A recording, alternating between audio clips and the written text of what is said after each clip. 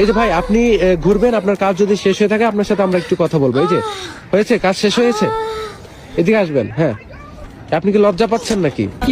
আপনি এত ভালো একটি কাজ করেছেন, এদিকে দাঁড়াবেন, এই যে এদিকে দাঁড়াবেন, এই যে ক্যামেরা দেখে পালিয়ে যাচ্ছে, আমরা তাকে ধরবো।